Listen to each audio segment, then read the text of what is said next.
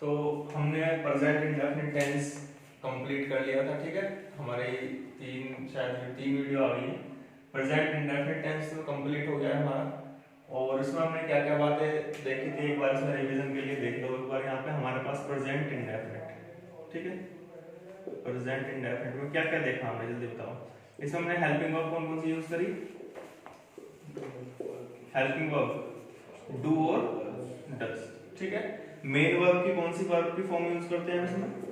Verb की first form use करते हैं इसमें हम, ठीक है। कितने तरीके के सेंटेंस सिखाए मैंने इसमें? कौन कौन सिखाए? पॉजिटिव सेंटेंस, नेगेटिव, इंटेरोगेटिव और डबल इंटेरोगेटिव। ये 4 तरीके के सेंटेंस सीख लिए हमने, ठीक है। एक फॉर्मूला हमने सीखा पॉजिटिव के लिए। पॉजिटिव के लिए क्या रूल सीखा था हमने कि सब्जेक्ट प्लस वर्ब की फर्स्ट फॉर्म प्लस ऑब्जेक्ट, यही बताया था पॉजिटिव सेंटेंस बनाने के लिए।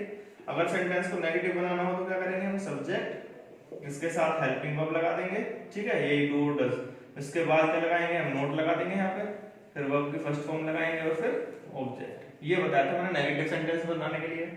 फिर अगर इंटरोगेटिव बनाना है जिसमें आप यस या नो में आंसर दे सकते हैं, इसमें क्या करेंगे? इस हेल्पिंग वर्ब को क्या ले जाएंगे? सबसे आगे ले जाएंगे, बाकी एज इट इज रहेगा। हेल्पिंग के बाद वर्ब के बाद सब्जेक्ट आ जाएगा। अगर इसको आपको ये नेगेटिव बनाना होगा तो नोट यहाँ लगा दोगे, फिर वर्ब की फर्स्ट फॉर्म और ऑब्जेक्ट, सेम बात थी। उसके बाद क्या था? डबल इंटरोगेटिव जो बनाना है, इसमें क्या यूज करते हैं हम? WH फैमिली का। तो यहाँ पे आ जाएगी WH फैमिली, ठीक है। और WH फैमिली के बाद क्या रहेगा? ये इंटरोगेटिव वाला रूल जो है वो एज इट इज रहेगा, बस इसी के सामने WH फैमिली लग जाएगी।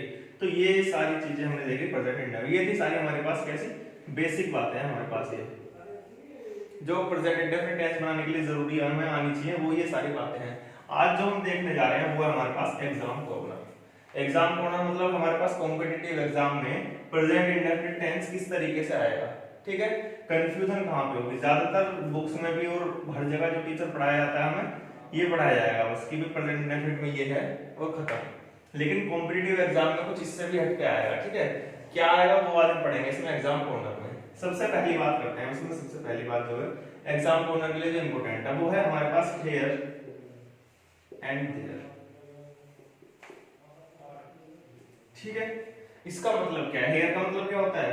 यहां, और देयर का मतलब वहां, ठीक है। तो हियर एंड देयर, इसमें क्या होगा हमारे पास? When a sentence starts with here and there, ठीक है, then it comes under present indefinite tense. It comes under present indefinite tense. क्या मतलब है इसका? जब कोई सेंटेंस हेयर और देयर से स्टार्ट हो, मतलब सेंटेंस के स्टार्टिंग में हेयर और देयर आ जाए, तब क्या होगा? उस सेंटेंस को वो किसके अंदर आएगा? फिर प्रेजेंट इंडेफिनिट टेंस के अंदर ही आएगा वो भी, ठीक है। अब देखते हैं इसमें एग्जांपल किस तरीके से आएगा फिर वो। जैसे मैंने कहा there she lives, there she lives, वह वहां रहती है, ठीक है। तो इसमें क्या हुआ? देर से सेंटेंस स्टार्ट हुआ। अब देर से स्टार्ट हुआ, उसके बाद सब्जेक्ट आ गया, फिर क्या आया यहाँ पे? वर्ब की फर्स्ट फॉर्म। तो यहाँ पे ध्यान रखना है कि यहाँ पे जो एरर मिलेगा हमें, वो यहाँ पे हमें इसमें क्या मिलेगा? वर्ब की सेकंड फॉर्म मिल सकती है, ठीक है, वर्ब की थर्ड फॉर्म मिल सकती है, कुछ भी मिल जाए, वर्ब की कोई और फॉर्म लिख के दे देगा यहाँ पे, लेकिन यहाँ पे क्या आएगा? वर्ब की फर्स्ट फॉर्म आएगा। क्यों आया? क्योंकि हमने एक फैक्ट पढ़ा कि जब भी कोई सेंटेंस स्टार्ट होगा हेयर और देयर से तो वो किसके अंदर आएगा? प्रेजेंट इंडेफिनिट टेंस के अंदर आएगा, ठीक है ना। तो इसमें याद रखनी है कि जब भी देयर से या हेयर से स्टार्ट होगा तो क्या होगा? Present indefinite. तो प्रेजेंट इंडेफिनिट के लिए क्या है? वर्ब की फर्स्ट फॉर्म हमने बता दिया था पहले ही। तो इसमें याद रखना है कि देयर से लिव्स इस तरह का सेंटेंस आएगा हमेशा प्रेजेंट इंडेफिनिट में। या फिर इतना सा सेंटेंस नहीं मिलेगा कंपटीशन में, ये किसी बड़े सेंटेंस का कोई पार्ट होगा, ठीक है ना। तो वहां पे ध्यान रखना है कि जब भी वो फुल स्टॉप के बाद कोई दूसरा सेंटेंस स्टार्ट होगा देयर से, तो वहां पे क्या होगा? ये प्रेजेंट इंडेफिनिट होगा। ऐसे जैसे हेयर से स्टार्ट करते हैं, देखिए हेयर कम्स माय फ्रेंड, जैसे कभी सुना भी होगा तुमने पार्टीज वगैरह में नहीं कहते हेयर कम्स माय फ्रेंड, ठीक है, मूवीज वगैरह में देखा है, ऐसे बोल देते हैं कि जब कोई किसी की एकदम से एंट्री होती है तो एकदम से बोलते हैं ना, हियर कम्स माय फ्रेंड, देखिए मेरा फ्रेंड आ गया, है ना। तो उस तरीके से हमें ध्यान रखना है कि स्टार्ट किससे हुआ है ये सेंटेंस, हेयर से स्टार्ट हुआ है, हेयर से स्टार्ट हुआ तो इसमें क्या आएगा, वर्ब की फर्स्ट फॉर्म आएगी, ठीक है, और ये सब्जेक्ट है ही, तो वर्ब की फर्स्ट फॉर्म इसमें बहुत इंपॉर्टेंट है। वर्ब की फर्स्ट फॉर्म किस लिए, क्योंकि प्रेजेंट इंडेफिनिट में, तो ये सारी बात क्या है, ये प्रेजेंट में होगी सारी बात। प्रेजेंट में क्यों होगी, क्योंकि ये एट द टाइम बोली जाती है, ठीक है, देयर शी लिव्स, वह वहां रहती है, तो हियर कम्स माय फ्रेंड, ये सारी वो चीज होगी जो बिल्कुल आंखों देखी होगी। जैसे मैंने बताया था क्रिकेट कमेंट्री जो चल रहा होता है वो साथ के साथ आंखों देखा हाल बताया जाता है, बिल्कुल उसी तरीके से ये चीजें होंगी। जब देयर और हियर से सेंटेंस स्टार्ट होगा तो यहाँ पे क्या होगा, ये चीजें होंगी जो बिल्कुल आंखों देखने के बाद, आंख से देखना तुरंत बोली जाएगी, ये वो वाली बात है, तो तुरंत बोली जाएगी तो प्रेजेंट में आएगी, तो इसलिए क्या होगा, हियर और देयर से स्टार्ट होने वाले सेंटेंस भी खाएंगे प्रेजेंट इंडेफिनिट में आएंगे। ये पहली इंपॉर्टेंट चीज, इसको नोट करो एक बार। अब देखिए दो तरह के सेंटेंस हमने देखे, जिसमें हमने देखा कि हेयर से स्टार्ट होंगे कोई सेंटेंस तो क्या होगा, प्रेजेंट इंडेफिनिट में आएगा, देयर से स्टार्ट होगा तो भी क्या होगा, प्रेजेंट इंडेफिनिट टेंस के अंदर आएगा।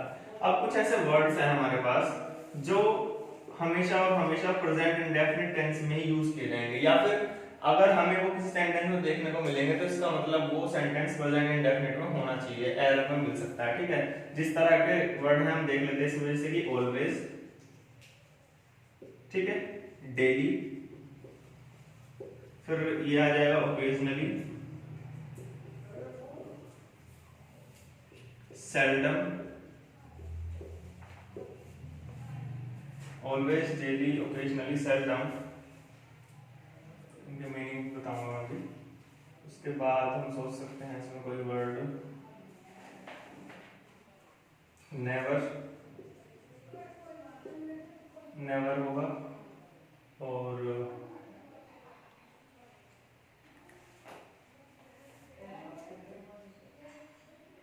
देखते हैं इनका यूज, देखते हैं अभी। ऑलवेज का मतलब क्या है, हमेशा, डेली का मतलब रोजाना,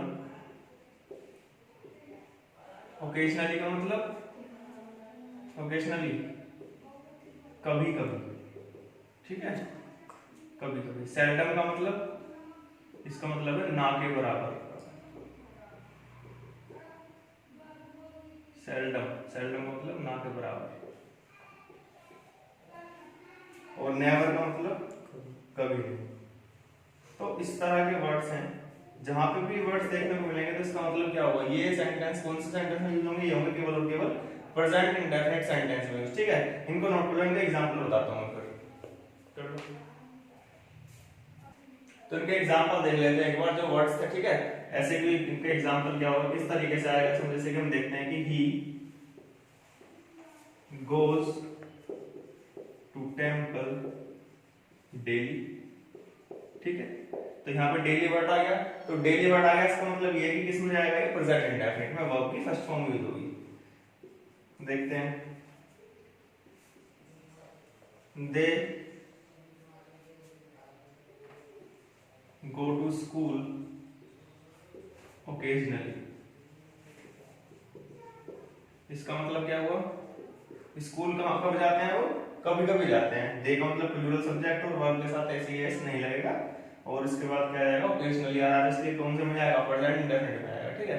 तो इस तरह से याद रखना है कि ये जो वर्ड्स हैं, ठीक है, कोई समटाइम्स भी हो सकता है, समटाइम्स वर्ड है हमारे पास, यूजुअली भी हो सकता है इसमें, ठीक है। इस तरह के वर्ड्स हैं हमारे पास, ये 6 से 7 वर्ड है, तो याद रखना है ये वर्ड ऐसे हैं जो यहाँ जहां पे भी ये वर्ड दिखाई दे तो इसका मतलब क्या होगा, सेंटेंस प्रेजेंट इंडेफिनिट में जाएगा वो सेंटेंस, ठीक है। ऐसे ही कुछ और चीजें हैं हमारे पास इन वर्ड्स के अलावा, नोट हो गए।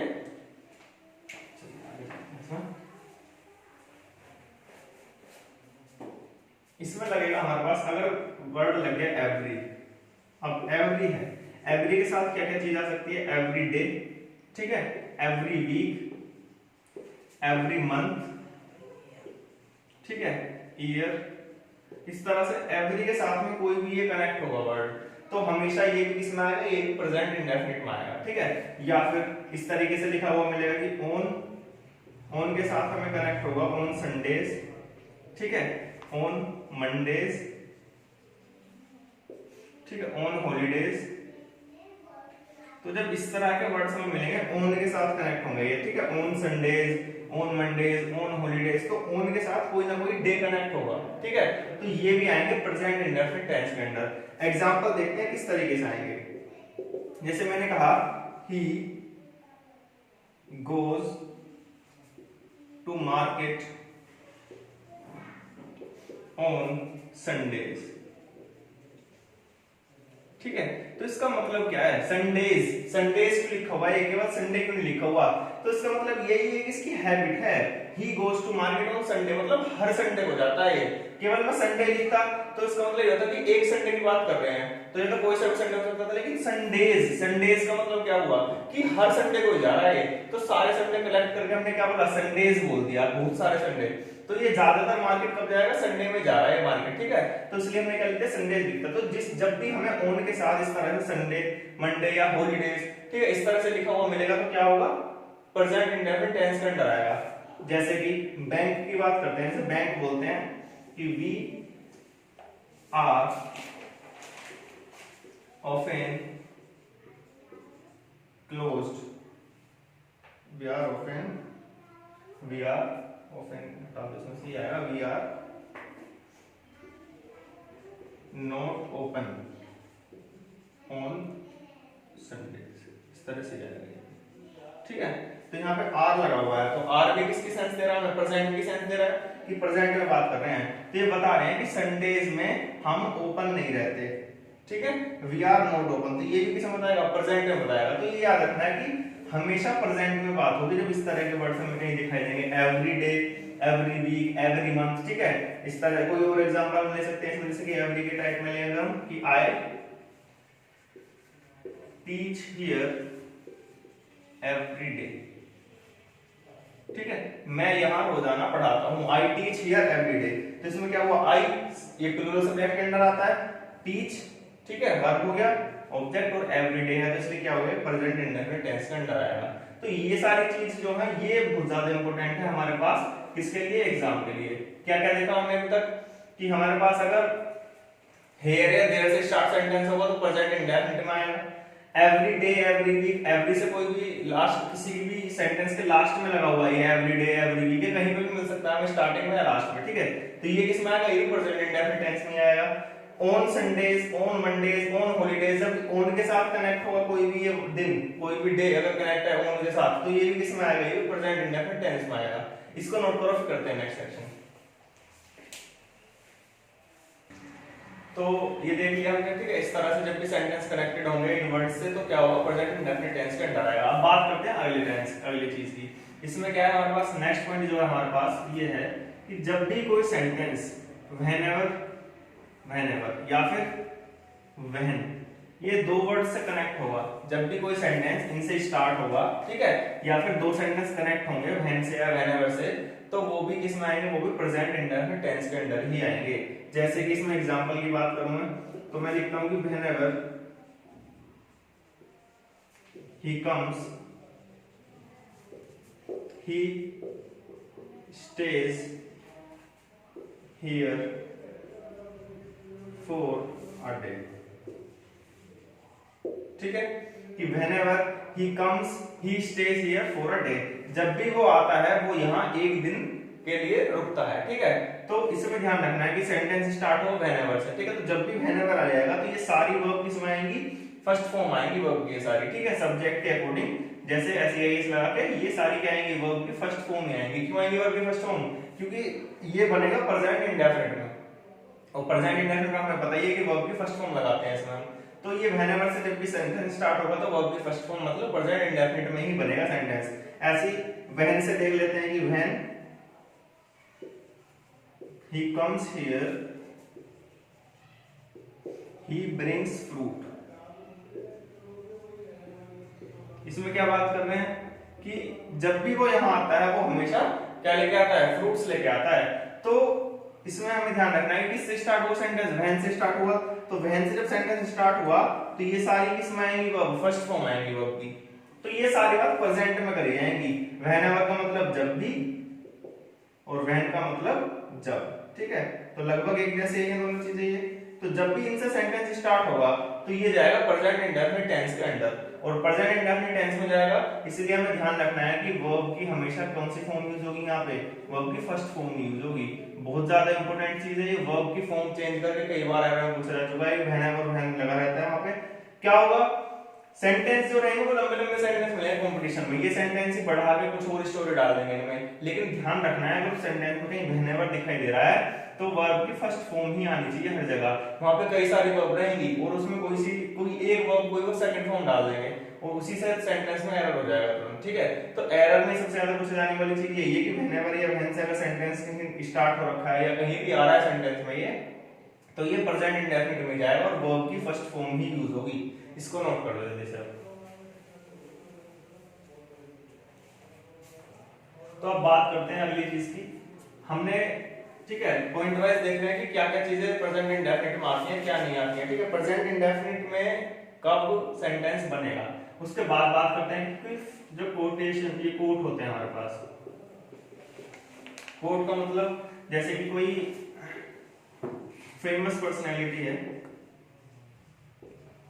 फेमस पर्सनैलिटी की बात करें अगर हम, जैसे कि हमारे पास ये शेक्सपियर होते हैं, जो इनके कोट रहते हैं, जो इन्होंने अपनी बुक्स वगैरह में बोले होते हैं, ठीक है, पोएम्स वगैरह बोले होते हैं। जैसे कि मैं बता देता हूँ, सेंटेंस देख लेते हैं कि Shakespeare says life is a stage, ठीक है। तो Shakespeare says life is a stage, तो इन्होंने अपनी ये बुक में कहा, ठीक है। कहा तो इन्होंने पहले होगा कभी, ठीक है, कहा तो इन्होंने कभी पहले होगा, तो इसके अकॉर्डिंग तो ये पास्ट में जाना चाहिए। लेकिन क्योंकि ये क्या है, ये कोट है, ये कोट का मतलब ये होता है जो लाइफ में कभी ना कभी हमारे एप्लीकेबल होगा कभी ना कभी ये चीज, ठीक है। तो इसलिए ये जितने भी कोटेशंस होंगे, जितने भी कोट होंगे, जो भी फेमस पर्सनैलिटी बोलती है, जैसे शेक्सपियर थे, ठीक है, इन्होंने ये कहा था कि लाइफ इज स्टेज, तो ये हमेशा सेंटेंस किस में बनेगा, ये प्रेजेंट इंडेफिनिट में जाएगा। जो इनका कोट होगा वो एज इट इज आ जाएगा ऐसे, ठीक है। और इसमें वर्ब की कौन सी आएगी, फर्स्ट फॉर्म आएगी।